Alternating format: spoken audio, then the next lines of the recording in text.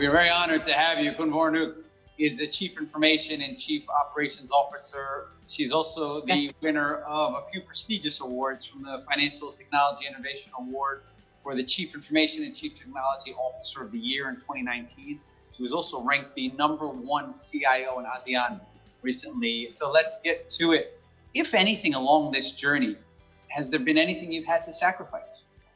I think for me, when I joined the IT career, we have a lot of fun. So the words of the sacrifice may not be applied. In my old days, people always think about work-life balance. So in fact, don't talk about it. If you work in IT, you cannot spread between work and life. But again, you need to have your life enjoy during the work, right? So if you ask me, the sacrifice is about your time. Instead of the spending in terms of the fun activities, you make the fun activity at the work.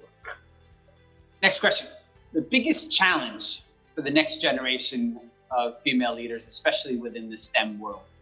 So I think first of all, from my advice, you have to be patient, right?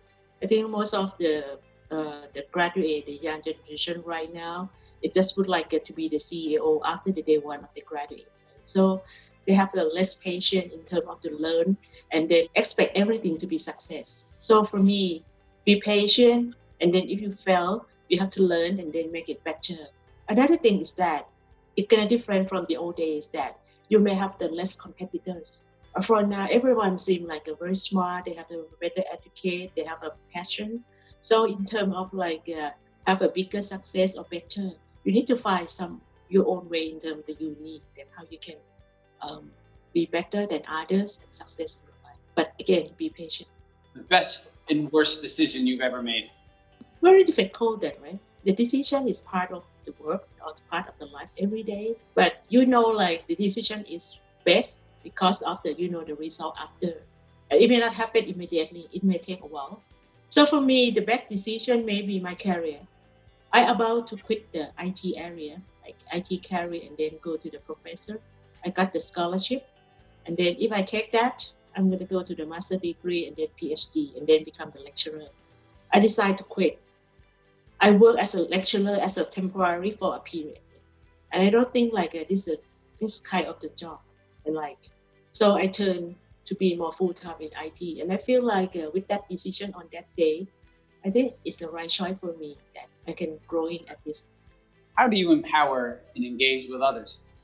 For me, about honesty and sincerity, I think all these words always be right. And also for me, whatever you like the others to do with you, you have to do the same with them. So for me, most of the time, I think the sincerity and honesty is the one that, because if you keep thinking about what you have to tell them, and then something it may not be true, or you try to make them happy with something, it's not natural.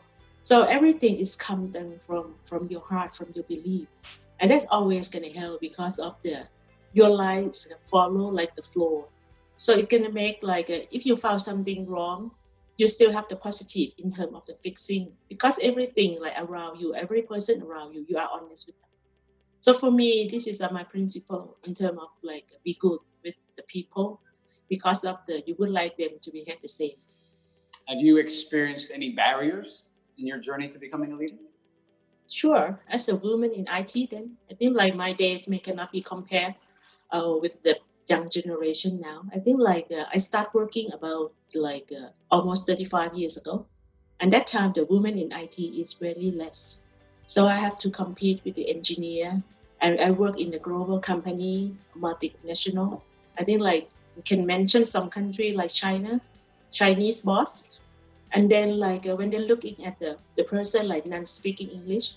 So I think a lot of things you have to prove you can do it. Right? So all things is mean the outcome of your work. And then you have to show everything by yourself. And you have to believe in yourself. I'm sure there's been many, but can you think of a key leadership lesson that stuck with you that you learned along the way? I have one, my boss. I think he's not really my mentor, but he's my role model. He's my big boss in GE that time. He's an American Korean, right? And he told me everything can do it if you want to do it. because I never believe. I never believe. Sometimes I feel like this is too difficult and then you cannot do it. But he told me like, firstly, if you think you can do it, you're gonna make it. So don't give up in the beginning. So that is always the case. When I feel like I cannot do anything, I still believe like there's still the light at the end of the tunnel. So I will not give up. Next question, and this is around empathy. We hear this word a lot, especially among executives. Some even have to go through empathy classes and sort of lectures around it. But why do you feel that word and the subsequent teaching of it is so important in this day and age? It's very important, right? You don't have the empathy. But somehow, like when you grow up to the leaders, even like small or the big leader, it doesn't matter. I mean, like you should not forget about when were you. I mean, like how you look like in the past. When I was young, when I just start my career as a small like programmer, I really need to have someone like tell me like what I do well, what I don't do well. Somehow, if I don't do good, right, I need to have the kind of the suggestion.